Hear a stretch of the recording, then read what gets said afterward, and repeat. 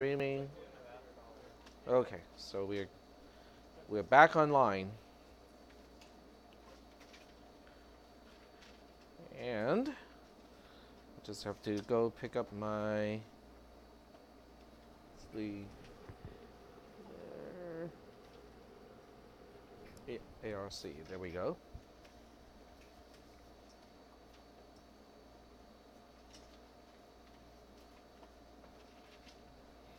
My computer is working as hard as it possibly can. This is all you can expect out of a second generation i5 running at 1.6 gigahertz or so with only 4 gigs of RAM.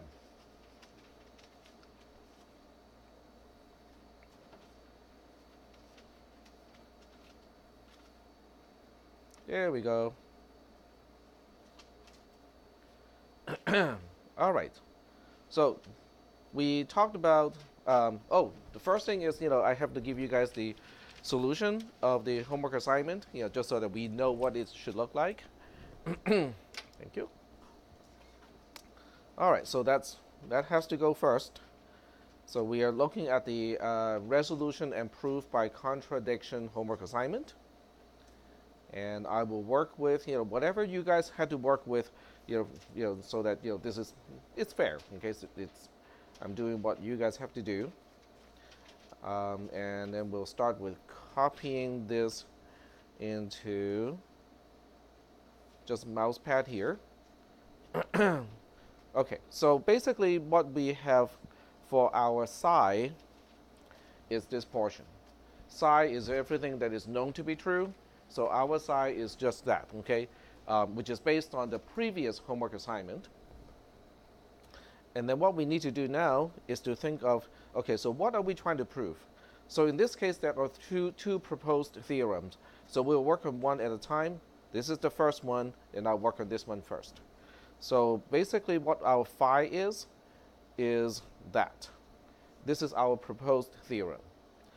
But we don't want to work with phi because we need to first negate the theorem that we are trying to prove. So we have to negate it first. So the negation of phi, okay, so not phi, is the negation of t implies S and R. And the first thing we do is we use the definition of implication. So this becomes not t or S and R. And when you look at it this way, then we can also apply De Morgan's law, or we can do distribution. Okay, there are two ways to proceed at this point. I personally like to get rid of the negation on the outside first, so I would apply De Morgan's law. So De Morgan's law is going to say not t, which is the first component, and then the second one, with a conjunction, is the negation of SR. Is that okay? Double negation cancels out itself, so it becomes just t by itself. And then the second one is the negation of S and R, which means I can apply De Morgan's law again. So that becomes not S or not R. And I think that is not phi. Yep. You did it in different order, is it fine? Like for example, I did. Oh, the order is not important. Yeah. So as long as you get to the same result, that's fine. Okay. So I have not even done, well, I guess I've done the conversion into a CNF along the way, but this is now in CNF because T is by itself a disjunctive term, and then the other one, which is not S or not R, is also a disjunctive term. So now not phi is also in a CNF format. Is that okay? All right. So the proof is going to look like this. So what we need to do is to combine psi, which is everything that is known to be true, and with and it with not phi, okay? Because this should be a zero if phi itself is in fact a theorem. So now we look at this whole thing, which luckily for me I can just copy and paste, right? So copy and paste, and then we have another copy and paste here. Okay, so now what we need to do is to apply resolution, because if we see any two terms that can be resolved, then we have to come up with a new term, and then we say, okay, so can that new term in return be, can it resolve with anything else? The most systematic way that I use is to look at the first term first, and then try to pair up the first term with the second, third, and fourth term. Okay, so I look at this term which is not Q or not R or not S, and I look at this and go like, can we resolve with the second term? Nope, cannot resolve with the second term. Can it resolve with the third term, which is simply T? Nope. Can it resolve with the last term? Nope. Okay, because in order to resolve, one disjunctive term needs to have a variable, and then the other one needs to have the negation of the very same variable. We are not seeing that between the first term and the rest of the terms. Fine, let's look at the second term. Second term paired up with the third term doesn't seem like we can resolve because they both only have T, neither has the negation of T, so that's not going to work out. The second term versus the fourth term is not going to work either because not R is present in both, and they do not share any other variables, so they cannot resolve. So we only have one possibility left, which is the third versus the fourth term. The third term is just T, the fourth term is not S or not R. They do not even share variables, so they cannot resolve either. So we are done. We cannot resolve, okay? So we just basically say, this C and F cannot resolve any further, and it cannot resolve to false, so phi is not a theorem. Okay, so that's the answer for the first part of the question. Are there any questions from you guys? So what you need to do is to show me not phi, okay, in CNF. Show me the concatenation between psi and not phi, and tell me that there's no way to resolve any further, and false is not the result. And as a result of that, phi is not a theorem. So you don't have to use exactly these words, but you have to convey the same concept and the same idea. Is that okay? All right. What about the second part? So let's take a look at the second part. The second part is this thing here. I'm just going to copy and paste it in. So for the second part, we say, okay, so I'll just call this phi prime, okay? So phi prime is this, and we need to negate it. So we try to look at the negation of phi prime, which is the negation of QR, the whole thing implies T. Okay, so now we look at this and go like, first thing we can do is to get rid of the implication. So we apply the definition of implication so that we have not QR, not Q and R, or T. That becomes the negation. That I'm just using the definition of implication to get rid of that operator. I look at this and go like, I can apply De Morgan's law to the inside, or I can apply De Morgan's law to the outside. So I'll do it to the inside first. Okay. So to apply De Morgan's law to the inside is really just saying it doesn't really matter. The order, either way, will get it done. Okay. So I'm just going to do the inside first. So I'm going to apply De Morgan's law to this particular expression, which will turn out to be not Q or not R, and then with a T, not or T on the outside of that particular parenthesis. Now with this one, you can apply De Morgan's law like in a nested way, or you can just remove the parentheses and apply De Morgan's law just once. In other words, what I'm talking about is you can dissolve the inner parentheses because of the associativity of disjunction, and then you apply De Morgan's law, so it becomes not Q as one term. Let me use extra parentheses to emphasize what this is. And then we have not R as the second term, and then we have not T as the last term, because we are applying De Morgan's law to everything inside the disjunction. And then we have just simplification to do. This is just Q, this is just R, and the last term is not T by itself. Okay, now that is in CNF already. This is conjunctive normal form because we have three components. Q is one component, R is a component, not T is also a component. Are we good so far? Okay. So then what we need to do is to look at psi, which is everything that is known to be true or everything that was told to be true, and then not phi prime, which we have already derived. So that becomes just a concatenation of what we already know is true and what we have just derived earlier. So we concatenate these two because each one is a CNF. When you concatenate two CNFs using AND, the entire thing is also a CNF. Okay? So now we look at this and we go, okay, can we do any type of resolution here? Well, we have lots and lots of opportunities to resolve, okay? So it all depends on, whether you want to do it really systematically or whether you just look at it and go like, oh, we can just, go for this and we're done, okay? So I can look at this and go like, yeah, I can see a not T is particularly useful because not T resolves with this.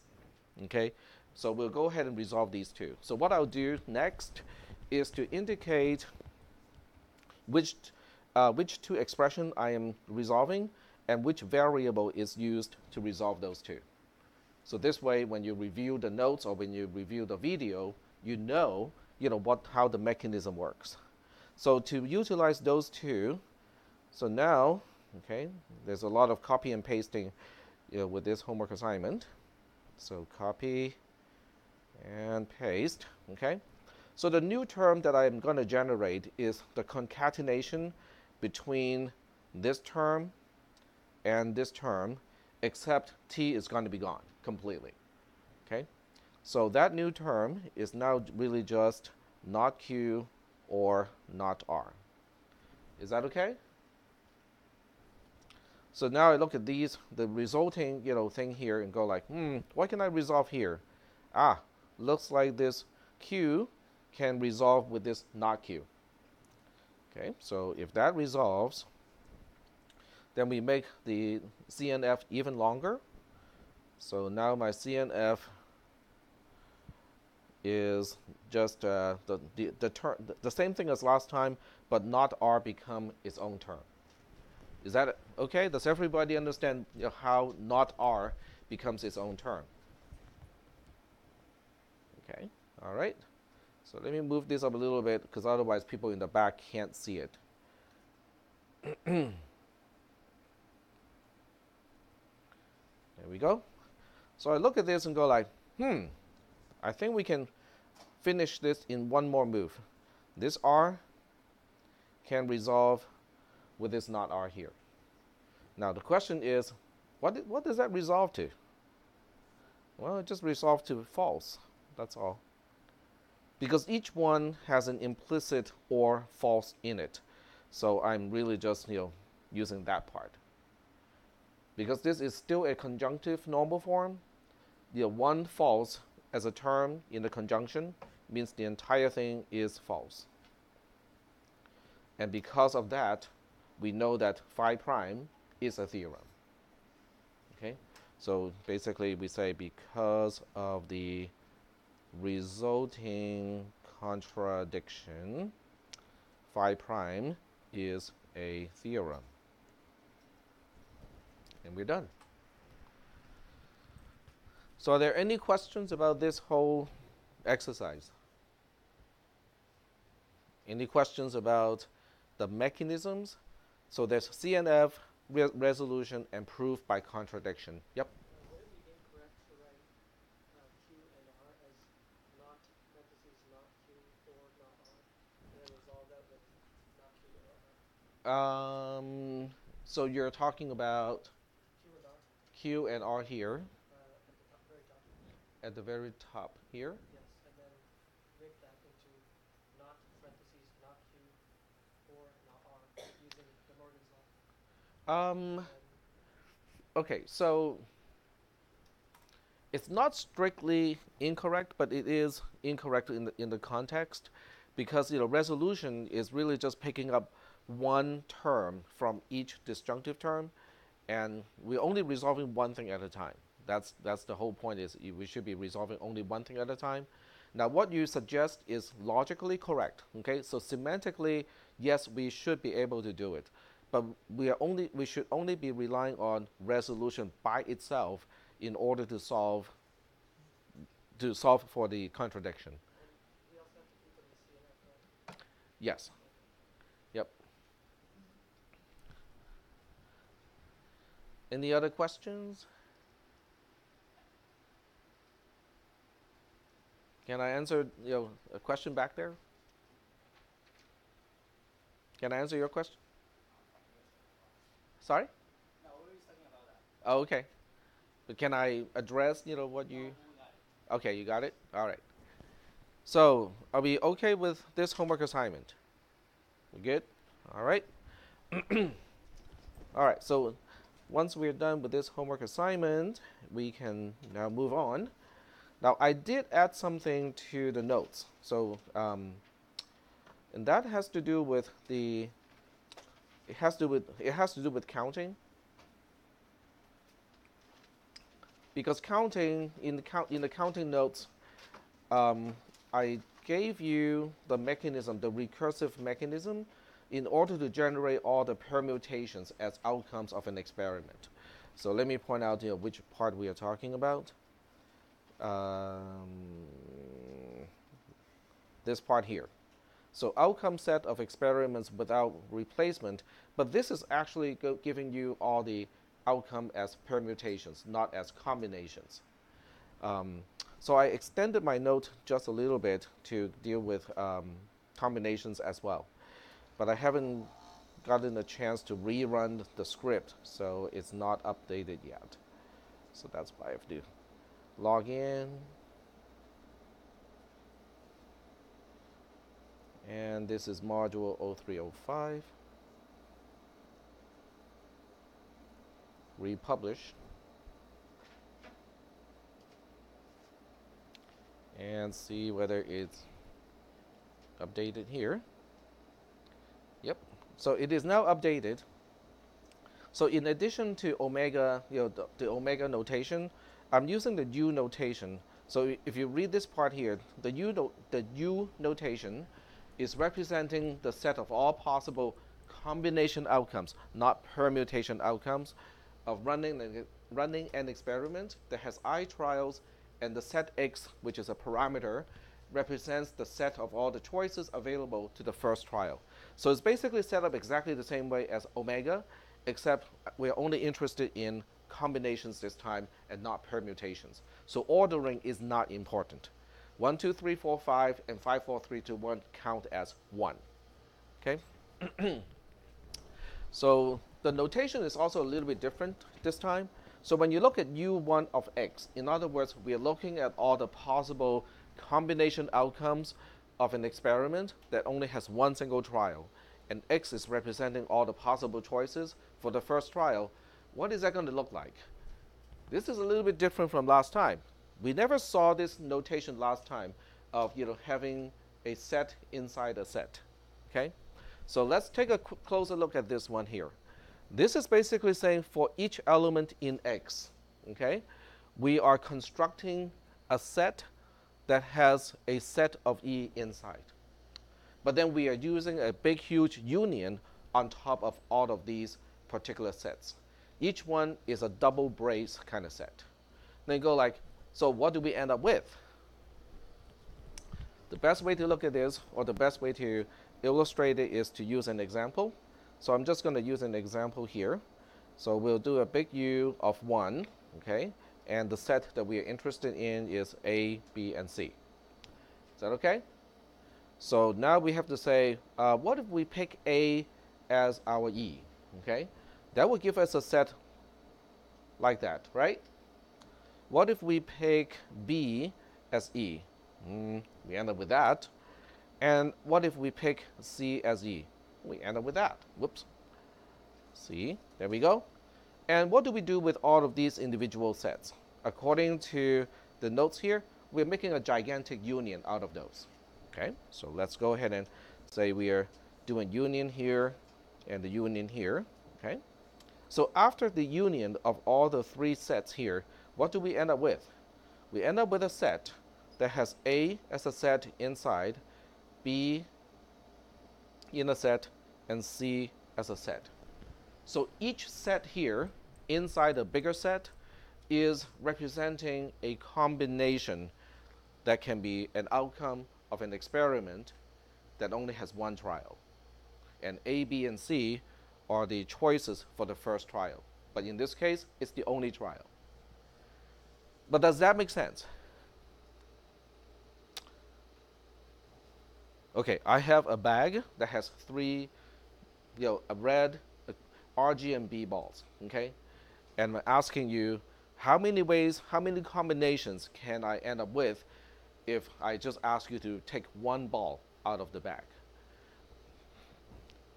Red, green, and blue. There are three possible combinations. Makes sense, right? But then I have to emphasize, but ordering is not important. Does it matter when you only have one experiment? Ordering does not matter because you're only picking one thing out of the bag. There's no such thing. The ordering is not important when you only have one thing. Okay? So the next thing we want to do is to say, but what if we have two things? So we have two things, and we are still picking out of A, B, and C in the first trial. Okay? So then we have to go back to look at the equation here, because this time we have to rely on the recursive version of the equation. So the recursive version of the equation is still a big U on the outside. So we'll not be too concerned about the big U for now. But what it does say is for each element of X, let's do the following. What are we doing with the following? We are constructing a set where the element inside the set is the set of E unioned with U. We're now making a smaller experiment. So it's a smaller experiment with one fewer trial. And the choices that we have for that smaller experiment is also one fewer than what I start off with, because I have chosen E already. E is no longer available to the sub-experiment. Kind of just like last time when we were dealing with omega. Is that okay?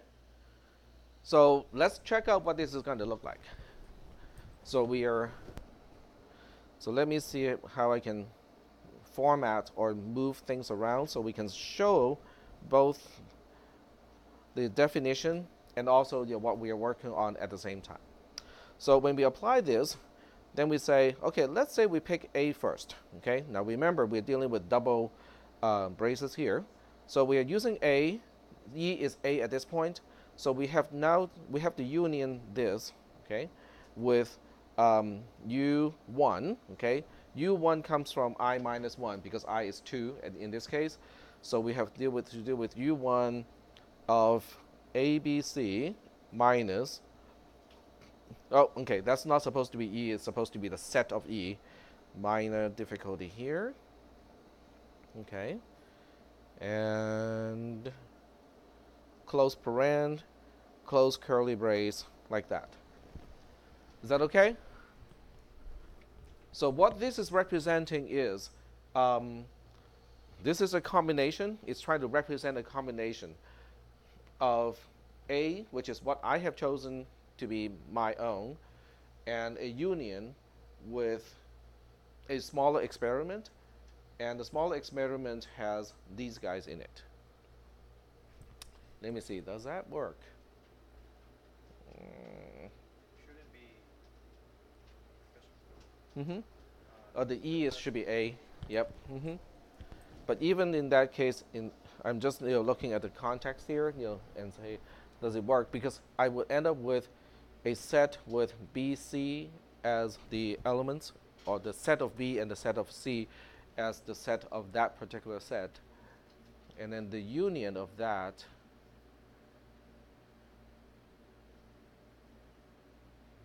may not work.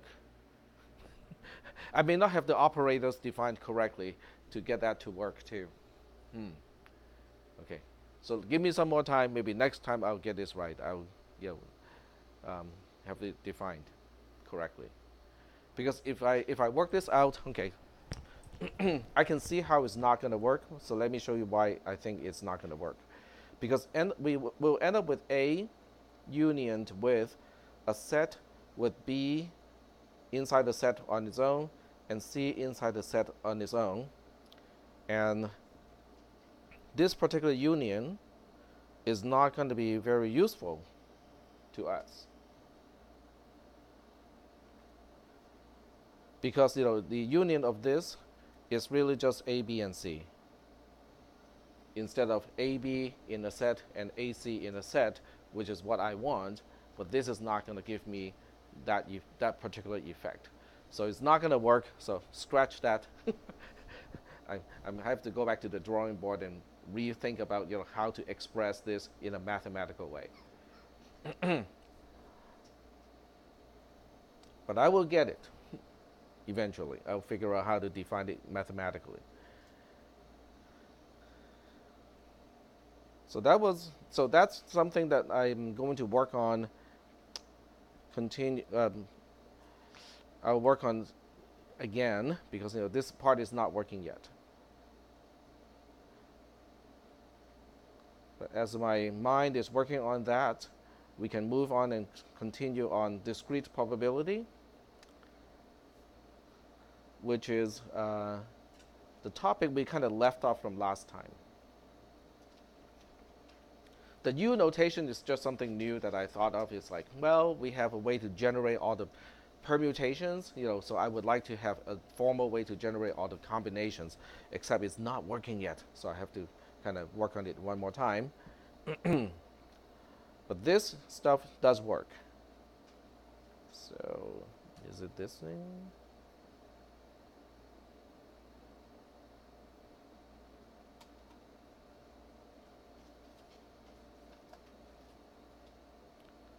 Okay, so that is. So last time we were working with Pascal's triangle. So Pascal's triangle does rely on Pascal's identity. Now how do we know that? Because the term Pascal is in both. Okay. So when you look at the math here, okay, so at first glance, when you just look at this math here, it doesn't seem to remind you of the Pascal triangle at all. Okay. But let's check out this proof and see whether it works or not. So we'll look at this row by row and see whether we can understand this proof. Row 1. Okay, so I even show the steps here. So step 1, does that make sense to you? This notation means n choose k. This notation means n choose k minus 1. So using the choose definition, or the definition of combination, n choose k becomes n factorial divided by k factorial times n minus k factorial.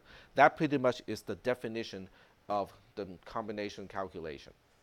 So I apply the same definition to the other side. So n choose k minus 1 becomes n factorial the whole thing divided by k minus 1 the whole thing factorial, n minus, and then k minus 1 the whole thing factorial. Is that okay? Are there any questions? Okay, so line 1 is nothing more than just using the definition of combination to expand out everything.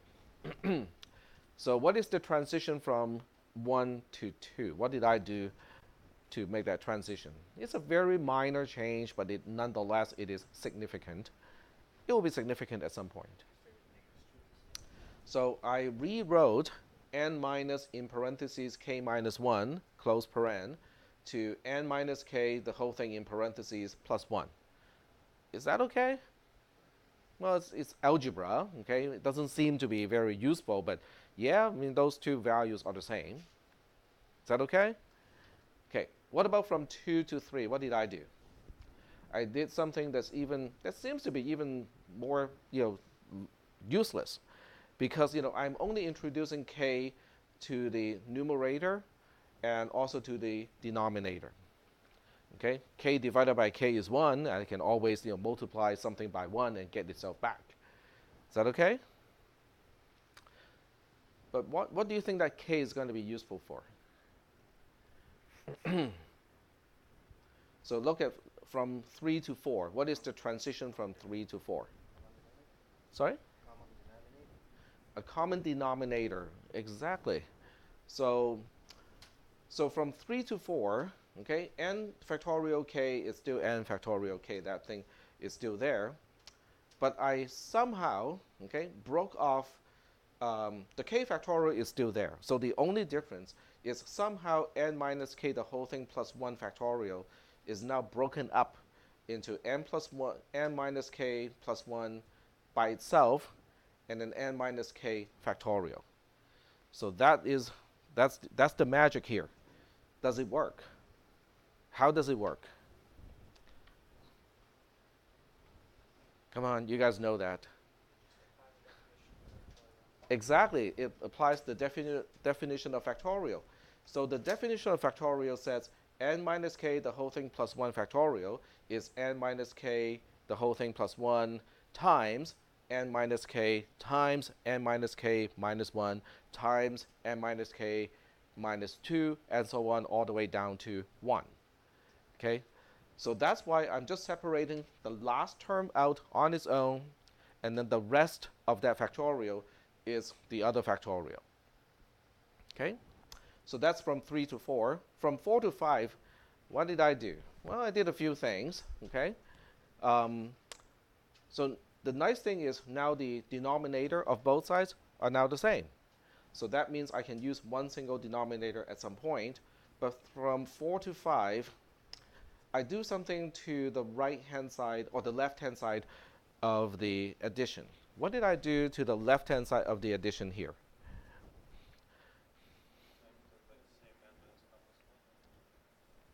Say that one more time. I do exactly the same thing? No?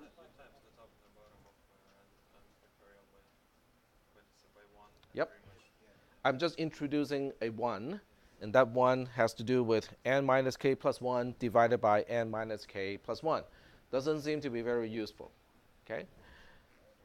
What about from 5 to 6?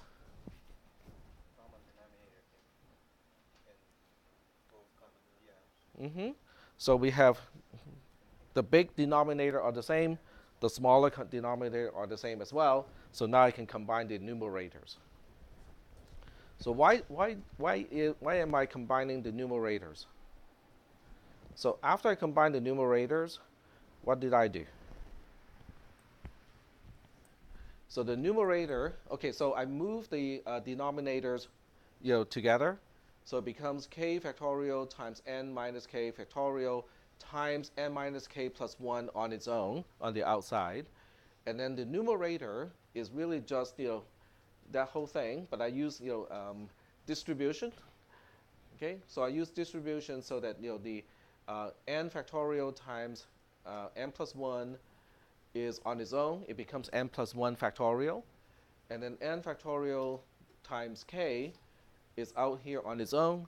And then we still have the n factorial times k from earlier.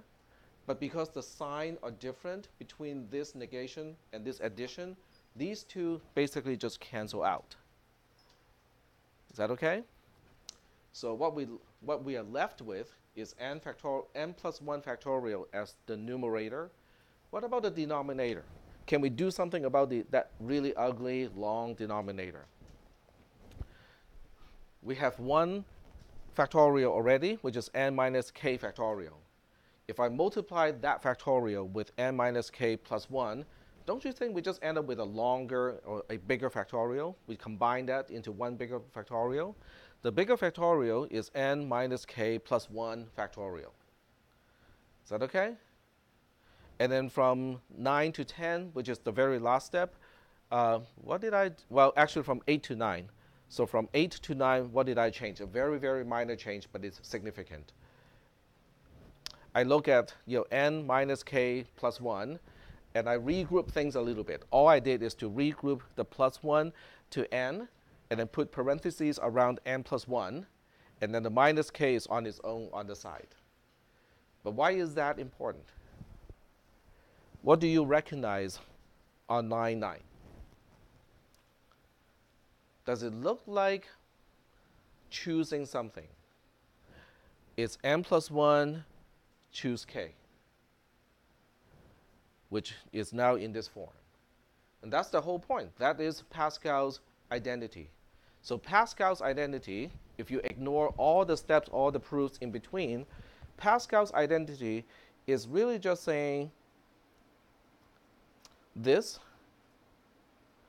equals to that. Okay, let me zoom out one level so that we can actually see the beginning and the end at the same time. So let me do it like that. There we go. So the bottom line of Pascal's triangle is really just saying n choose k plus n choose k minus 1 is the same thing as n plus 1 choose k. Okay? Okay, first of all, is my derivation correct? It seems correct to me. Okay, I broke it up into very small steps, and each step seems to logically follow the other one. But if you have any doubt about this particular proof, what are you going to do? You're going to test it out, right? And how are you going to test it out? A spreadsheet. Very good. I somehow knew that you guys would say that. So we'll go make a spreadsheet. So let's see where we are at this point. Okay, those are the union stuff, not the mathematical union. This is the actual teachers' union. Have to make it clear. Okay, so we'll go ahead and create a spreadsheet in, let's say, the share folder, so you guys have access to it too. And we'll make a new spreadsheet. And yeah, create it in the share folder. And it will name the spreadsheet first, so it's not untitled.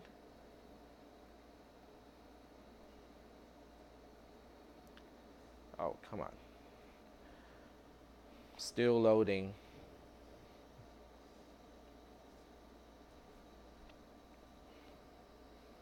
It'll get there. And now it's working. So first it was loading, now it's working. Almost there.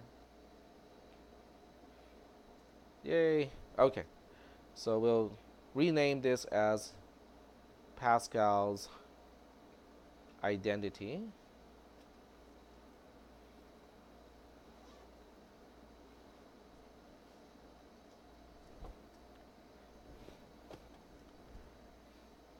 All right. That was slow. Really slow. Okay. So now we have to set up the spreadsheet in a particular way so that it starts to make sense. And my computer is getting pretty warm too.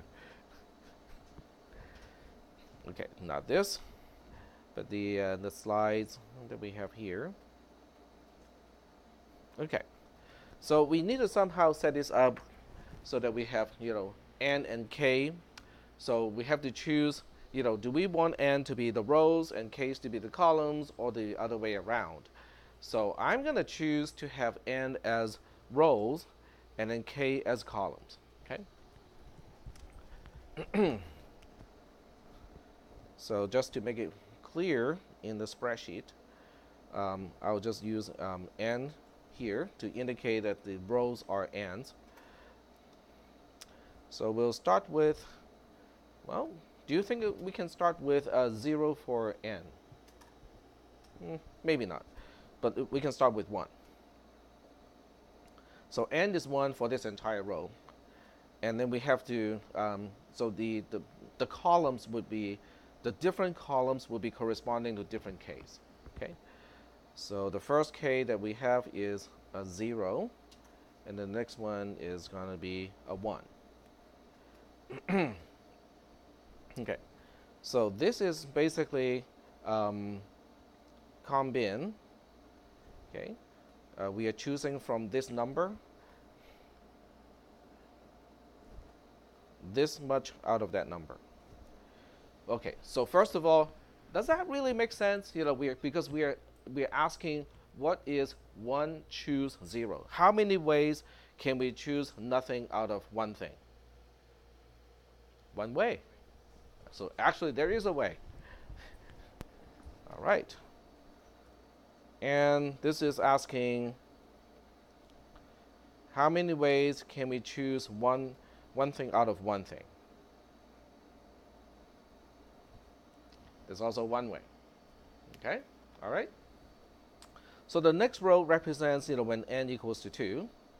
So when n equals to 2, I'm going to repeat the same thing, except the equation is not going to work because when it refers to the column, it is sensitive to the row. So I have to make it insensitive to the row. So a $sign would fix that problem. And same thing over here. That's just a spreadsheet thing. When you insert a $sign, it's not going to float. So this is asking how many ways can we choose nothing out of two things? One way to do it. How many ways can we choose one thing out of two things? That should be 2. Does that make any sense? All right. Okay. And this is 2. So this is asking how many ways can we choose two things out of two things? What do you think that should be? 1, exactly. So if you have two numbers in a bag, okay, so let's say you have 1 and 2 as numbers in a bag, and I ask, how many ways can you how many ways can you get these two things out of this bag where the order is not important? Okay, well, the only thing you can get out of the bag is 1, 2. 2, 1 does not count as something that's different because it is combinations, not permutations. Okay? So that means if I extend this out to here, that should give me a 1. No. Okay, so it is wrong because it's using B. Okay, it has to use A for that purpose. So I'm fixing this for now so that the next row is easy. So for the first number, which is referring to the n, I put a $sign in front of the letter so that way it's not going to float. Okay, the column is not going to float. So once I fix this, the next row would be much easier to work with. So that and that. Just put the $sign at the right place. It's going to save me a lot of trouble down the line. Okay, so now n is 3, and k can go from 0 to 3. So now I should be able to just copy everything down here by one row and extend this to the other side by one column. There we go. Because this is telling us how many ways can we choose nothing out of 3. There's only one way to choose nothing out of 3. How many ways can we choose one thing out of 3?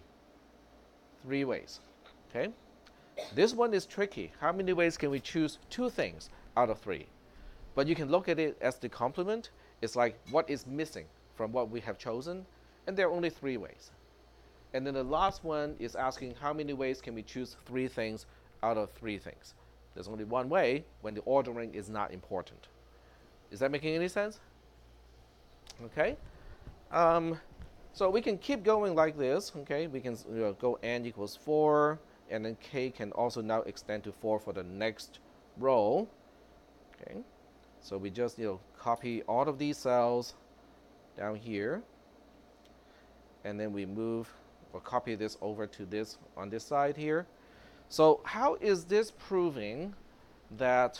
How is this proving? Well, I shouldn't say proof, but how is it verifying Pascal's identity? Exactly. How do we end up with this number? It's this number plus this number. What again? What is this number? What is n? N is 4, and in the previous row, n is 3. This is k. and this is k minus 1. So it is verifying, at least up to this point, that Pascal's identity is working fine.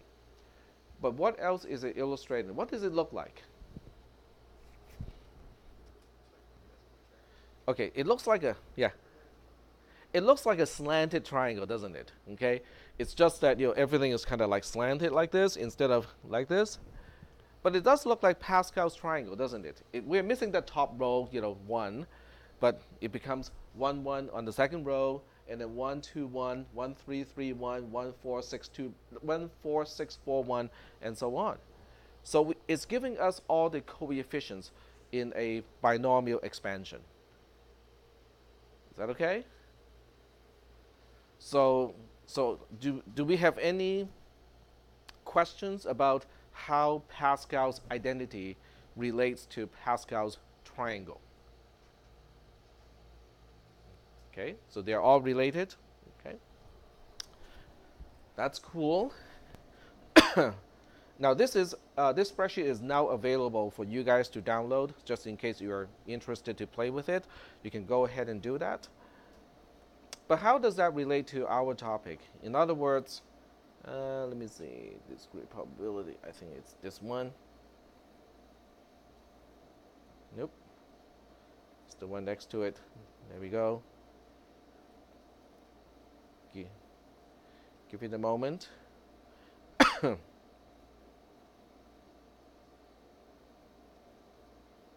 Okay, so this is Pascal's identity, and we now know that Pascal's identity is what is creating Pascal's triangle.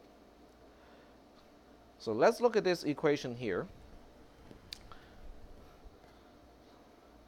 It is known as the binomial theorem. The binomial theorem is basically saying as long as n is a natural number, lowercase n is a natural number, then p plus q to the power of n can be seen as a sigma, a summation where I goes from 0 to n, and then the coefficient for each term is n choose I, and then times p to the power of I, q to the power of n minus I. That backtick here, that's a typo. For whatever reason, I just touched that backtick, on the keyboard. But it's just a typo. That part shouldn't be there. Okay, but does it make sense to you? It does? Okay. So just because it makes sense to you doesn't mean that it is true. Do you guys remember my graduate school dissertation story? Okay, just because it seems to make sense doesn't mean that it is true. So now we want to prove this particular binomial theorem. Now the binomial theorem is actually quite useful. In what situations do you think this theorem is useful? Okay, there are several ways, right? If I say, okay, give me the coefficient of p to the power of 5, q to the power of 5, when we have p plus q to the power of 10, you don't have to draw the entire Pascal's triangle to find that coefficient. Okay, so that's one use of this thing. But what is the other use of this? Well, you can find out whether a coin is loaded in a casino, by observing coin flips. That might be useful, okay? So we'll explain why it can do that later on. But for now, we want to prove this theorem. So to prove a theorem like this, we have to rely on proof by induction. And I'm pretty sure we talked about proof by induction before, okay? So this is another exposure to proof by induction. So without knowing anything about the binomial theorem, just talking about proof by induction, what do we need? Okay, what are the two steps of proof by induction?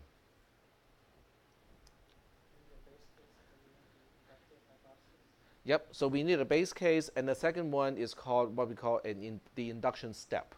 Okay, so we need the base case and the step. The base case turns out to be super duper easy. The base case is when this lowercase n is a 0. Okay, So when the lowercase n is a 0, p plus q, I don't even care what p is or q is, okay? Because anything to the power of 0 is 1. But why is that 1 significant? Why is this 1 significant? Because according to this equation here, okay, according to the big sigma, when n equals to 0, then the sigma is, the index I in the sigma is also going from 0 to 0. And the only term that we have is 0 choose 0 times p to the power of 0 times q to the power of also 0, because n itself is also 0. Is that okay? So now we have to say, but is that actually 1? Yep. Okay, so let's go through this step by step. P plus q, the whole thing to the power of 0 equals 1. Is that okay? Anything to the power of 0 is 1, so that part should be okay.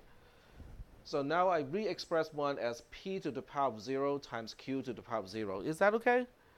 Yeah, because p to the power of 0 is 1 itself. Q to the power of 0 is 1 itself as well. 1 times 1 is obviously 1. And then I add one more thing to it. I add 0 choose 0. That's also 0 by definition. Excuse me, it's 1 by definition, because 0 factorial is actually by definition 1. Okay?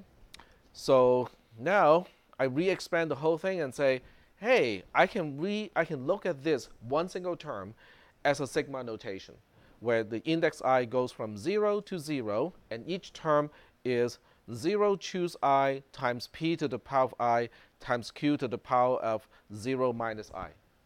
I know it's trivial because I can only assume the value of 0, but nonetheless, guess what?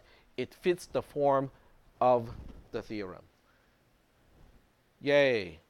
Base case done. Okay? So when the base case is done, then we have to look at the induction step.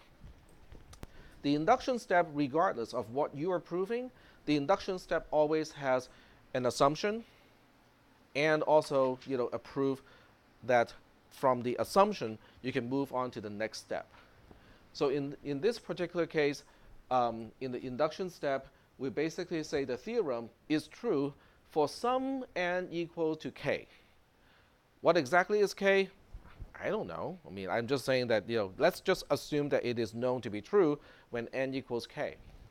What we need to do now is to prove that the theorem is also true in the case of n equals to k plus 1. Is that okay?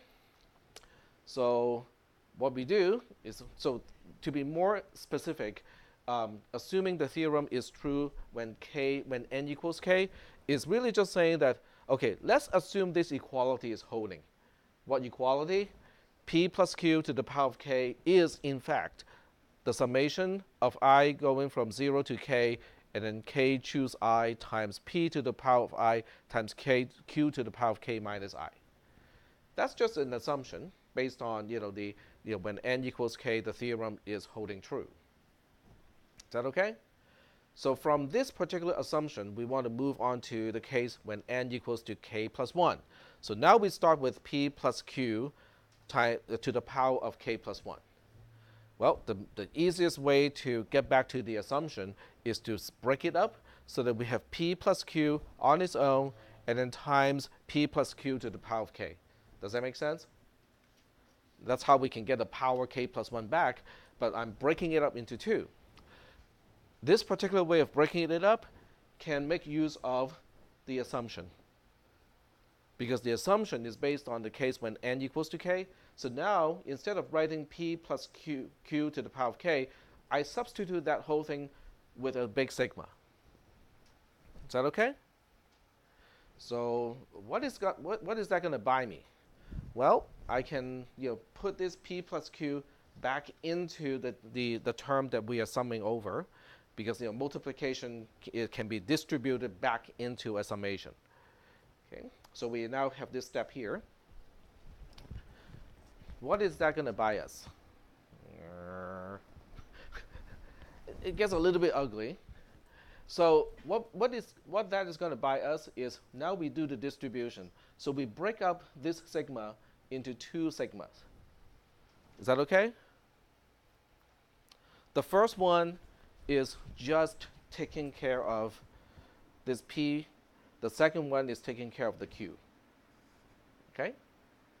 So when we break it up into two, then the first one has one extra P, and that's why we went from P to the power of I to P to the power of I plus 1. The second one is going to have an extra Q, so that's why it went from Q to the power of K minus I to Q to the power of K minus I plus 1. Is that okay? And then what do we do? From this row to this row here, I make the sigma a little bit smaller. I took the last term of the sigma and break it out to be its own term outside of the sigma. Okay? And on the other side, I do exactly the same thing, except I took the first term out of this sigma and break it out into its own term. So are we okay so far with this observation? Okay. So the last term of this thing is actually over here. The first term of this thing is actually over here. Are we good? Okay, so going from here to here, what did I do? Well, this term is remaining the same, kind of throughout the next few steps. And then this term is remaining the same thing, for the next few terms. So what I have changed is really, within the two sigmas. So we go from this sigma to this sigma. What am I doing to that whole thing? The original sigma has the index going from 0 to k minus 1. The new sigma has the index I going from 1 to k. In other words, from 1 to k here. So the indexes are now off by 1. Okay? They are 1 more than what they used to be. But I don't want the summation itself or the actual value of each term to change. So what do? Instead of using I use I minus 1. Instead of I use I minus 1. So I plus 1 becomes just I. And on the other side, instead of k minus I, it becomes k minus I plus 1. Actually, I think it needs parentheses around it. Is that right? No, this is fine because it's I minus 1 in the parentheses. So without the parentheses, it becomes a plus 1. So it works out fine. And with the other one, I do pretty much the same thing. So with the other one, it's still from 1 to k. So by doing this, I'm unifying the index of the two sigmas. Okay, so let me explain what I just did between these two lines. The first one has different indexes. You can see how I go from 0 to k minus 1 for the first sigma, and then I goes from 1 to k with the second sigma. By shifting I so that it goes from 1 to k with both of these, so now I can combine the two sigmas because they share the same indexes. Is that making any sense? So instead of two sigmas, now I combine the two sigmas into one single sigma because they share the same indexes. Is that okay? But what is a term inside this combined sigma? Let's look at that. That looks pretty ugly, okay? It does look ugly, but that's only because we have temporarily forgotten Pascal's identity. Because the coefficient is k choose I minus 1 plus k choose I. Now the letters are different, but it is still the same thing. Out of k, one is choosing I minus 1, the other is choosing I. So it fits the format of Pascal's identity. But what is Pascal's identity telling us? That k choose I minus 1 plus k choose I is really the same thing as k plus 1 chooses I. Okay, so I can now unify the coefficient into one single combination calculation. Is that okay? I can't really do much about the rest, okay? What p is to the power of and what q is to the power of, but I can now combine that, the coefficient. Okay, so when you look at this, the second last line, you go like, it looks like, the first term, which is now on its own, seems like we can merge that to the sigma. Because it looks like it has the same kind of format. It's k plus 1 chooses 0. But the sigma is starting with k plus 1 chooses 1. So if we just extend the sigma, instead of having I equals to 1, I equals to 0 would include the first term.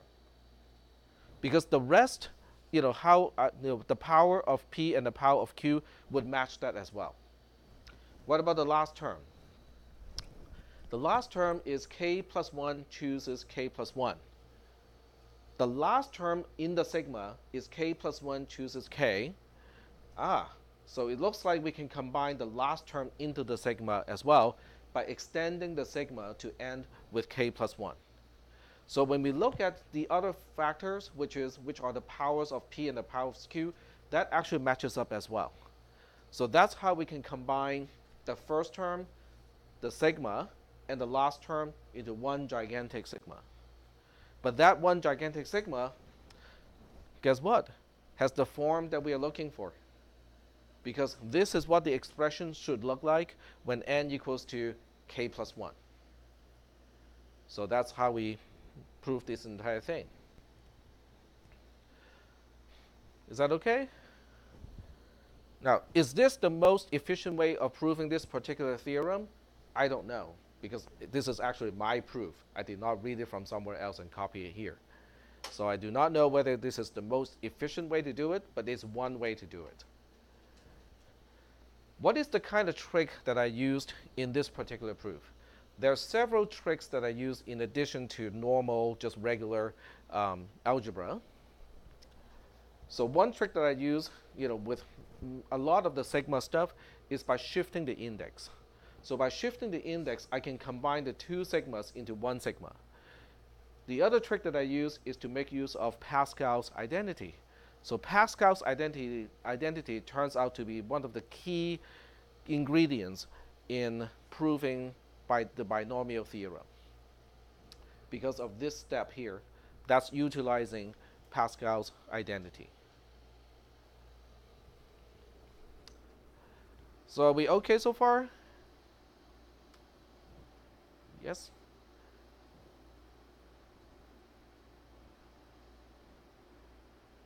Really?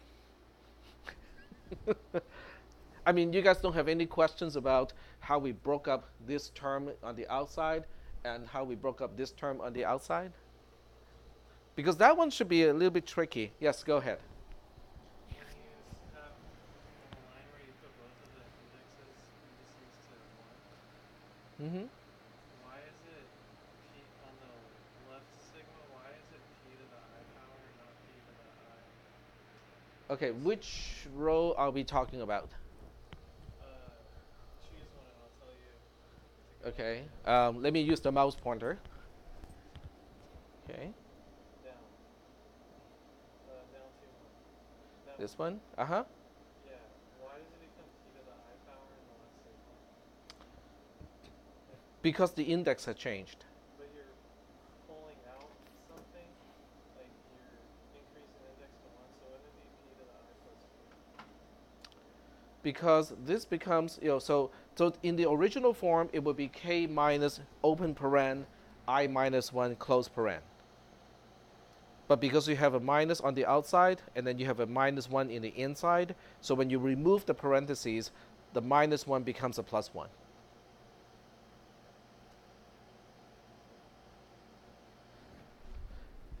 Because the index itself is 1 more than what it used to be, so everywhere you saw I should become I minus 1 in this case. So where you saw k minus I should now be k minus in parentheses I minus 1. Right? So if you remove that pair of parentheses, k minus open paren I minus 1 close paren, when you remove that pair of parentheses, the minus 1 inside the parentheses would become plus 1. And that's how we end up with this plus 1 here. Okay? Yep.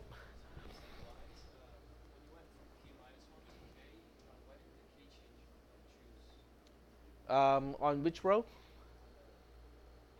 row that we were talking about. Same row and which part? So that row in one bucket, This one? yeah, Uh-huh. goes from k minus 1 to k. What did the k on the choose? So what happened to the k of the original sigma? Yeah. Is there a question? What did you do to the k's? Oh, I pulled that out to go here. Oh, okay. But here's the question. It should have been k choose k, right? But now it becomes k plus 1 choose k plus 1. How does that work? Because they're the same. Anything chooses the same thing is always the same. 5 choose 5 is 1. 3 choose 3 is 1. 4 choose 1 is 1. Okay? So that is the other trick. And that's why, I asked a little bit earlier, are you sure you don't have any questions? Because I just changed something from k choose k, take it out of the sigma, and turn it into k plus 1 choose k plus 1. And I was kind of surprised that nobody picked it up and go like, hey, you just changed the name of the game. Well, I did change the name of the game, but it gives us the same value. And for the same reason, this really should have been, when I pull something out of it, it should have read k choose 0. But how many ways can you choose nothing out of k? 1. How many ways can you choose nothing out of k plus 1? 1. So that's why I can change k choose 0 to k plus 1 choose 0. That is actually a very important trick in this proof as well. So are we good so far? Yep. Go ahead. And then you. Yep.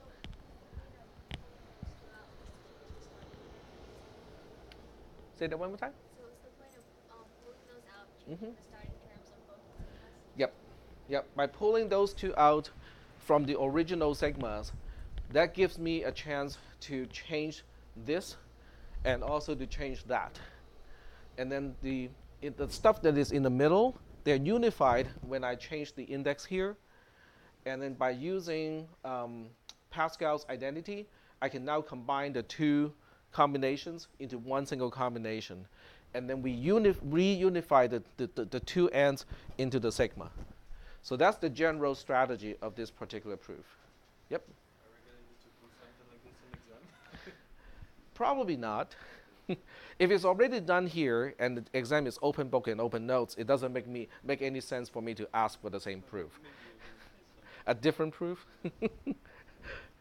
No, but we will use the result of the proof. Okay, so the proof itself is really just establishing an equality. That's all it's saying, right? The equality is this here. Okay, so the conclusion, the most important part out of this lecture is p plus q to the power of, okay, this is just the induction step. So getting back to the original theorem, this is what we need to get out of the entire lecture, is for any natural number n, lowercase n, p plus q to the power of n is really just the sigma of this thing here. But the most important part is, what is the coefficient of a particular I? That becomes the important part. Now, why is that important? Because when you have coin flips, okay, so look at P as head and Q as tail. Okay, so each coin flip can be a head or a tail, but not both. So let's think about a concrete case. Okay, so let me use an example to end this class, because I think a concrete case is going to really help us, kind of gel all the concepts that we have learned. So we're going to talk about 7 coin flips. Okay, so you flip a coin 7 times. If the coin is not loaded, which means it's even, okay, how many times can I observe, let's say, 3 heads and 4 tails? Or I should ask, independent of the ordering of the heads and the tails, how many ways can we end up with 3 heads, 4 tails? Yep. 7 choose 3, exactly. Now, how do we know it is 7 choose 3? There are several ways why we end up with that observation. But one observation is based on the binomial theorem. Because in the binomial theorem, it would show up in a slightly different way. It would become, did I say 3 heads and 4 tails? Okay, so it'd be head to the power of 3 times tail to the power of 4. But that means the same thing as 3 heads and 4 tails. Is the ordering important? No, because multiplication is commutative. So we can shift the order and back to just arranging all the heads on one side and all the tails to the other side. The coefficient, on the other hand, is 7 choose 3. Is that okay? So, but what are the chances? So we know 7. So there are 7 choose 3 many ways to have 3 heads and 4 tails. Okay. But what are the chances? Okay, so in other words, if I convert this question back into a probability question and ask, if I flip a coin 7 times, okay, what are the chances that we will end up with 3 heads and 4 tails? How are you going to answer that question? So, well, the answer is pretty easy, right? You really just have to add up, okay, not here. So you have to add up all the coefficients. So you have to add up the coefficients of 7 choose 0, 7 choose 1, 7 choose 2, 7 choose 3, 7 choose 4, 7 choose 5, 7 choose 6, and 7 choose 7. Add up all of those coefficients, because that becomes the number of ways of the number of outcomes of flipping coins. Okay? What do you think that number is going to end up as?